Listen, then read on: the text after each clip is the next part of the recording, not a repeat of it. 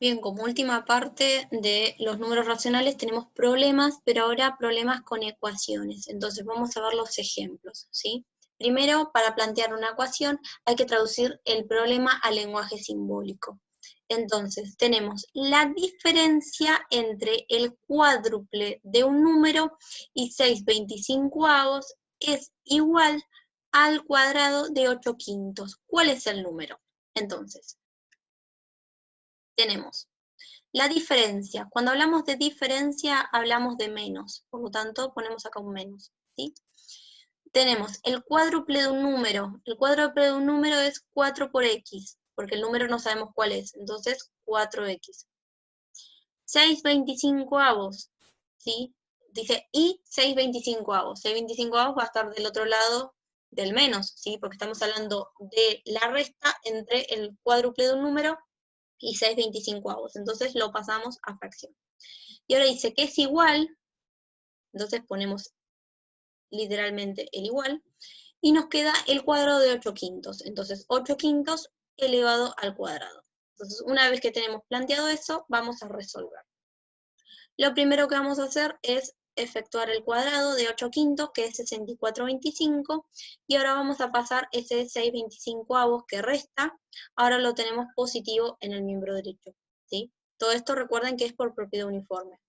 Entonces vamos a agrupar, ¿sí? Ya que tienen el mismo denominador, agrupamos 64 y 6, que es 70/25, y luego lo que vamos a hacer, ¿sí? A este 70/25 lo vamos a simplificar por 5 y nos va a quedar 14/5. Vamos a despejar ese 4 que multiplica y lo puse de las dos opciones, ¿sí? Como división, dividiendo por 4, o con el inverso multiplicativo, que es 1/4.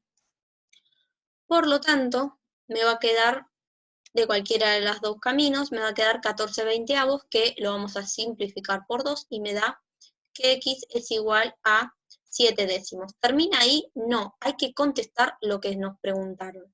¿Cuál es el número? El número es 7 décimos. Si ustedes me dejan así, está inconcluso el problema, ¿sí? Recordemos que el problema tiene preguntas y hay que contestarlas. Ahora vamos al segundo. Dice, Jonathan gastó las 2/3 partes, por lo tanto, ahí ya tenemos un 2/3, de sus ahorros en una moto. Y las 3/5 partes, por lo tanto, ahí ya tenemos 3/5 del resto. Entonces, 3/5 del resto en el comercio. Todavía tiene 5.000 pesos. Entonces, ¿cuánto dinero tenía ahorrado? Entonces, lo que vamos a hacer, sí, todo esto que fui anotando está acá. Entonces, ¿cuánto dinero tenía ahorrado? Es lo que nos está preguntando. El total del dinero no lo sé, por lo tanto es X. Ahora, el dinero para la moto es 2/3 partes de sus ahorros, por lo tanto, los ahorros no sé cuáles son, por lo tanto es una X.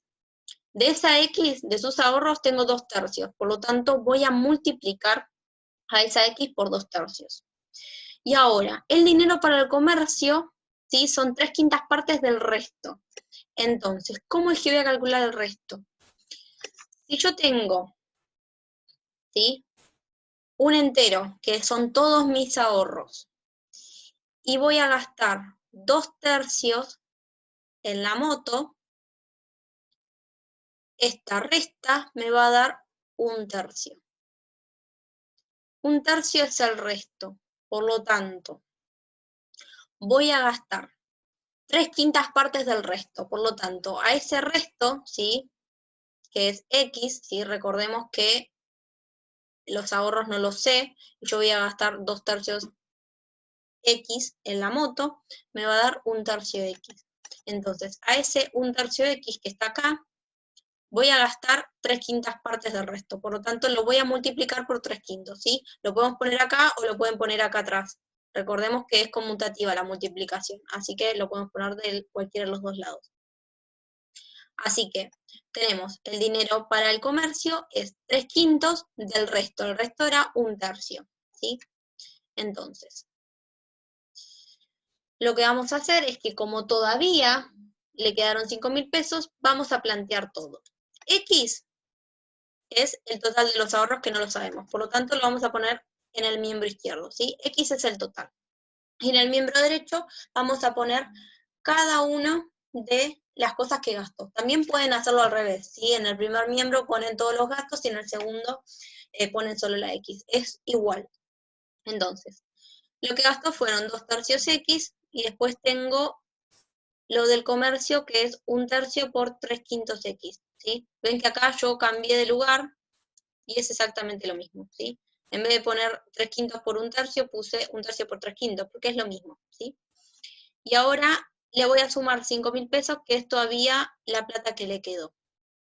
Así que vamos a resolver. Lo primero que voy a hacer, ¿sí? Es agrupar. Primero voy a resolver esta multiplicación, ¿sí? 1/3 por 3/5, que me da 1/5 porque voy a simplificar el 3 con el 3. Por lo tanto, me da 1/5 X. Ahora voy a agrupar este 2/3 más 1/5, ¿sí? Y me da por resultado 13/15. Ahora ese 13/15 lo voy a despejar hacia el miembro izquierdo, ¿sí? Como es positivo, ahora lo tengo negativo. Y voy a agrupar, ¿sí? Voy a hacer 1 menos 13/15, que me da 2/15. Ahora ese 2/15 que multiplica, puse los dos caminos, ¿sí? Lo puedo hacer con división o con multiplicación, ¿sí? Con el inverso siempre.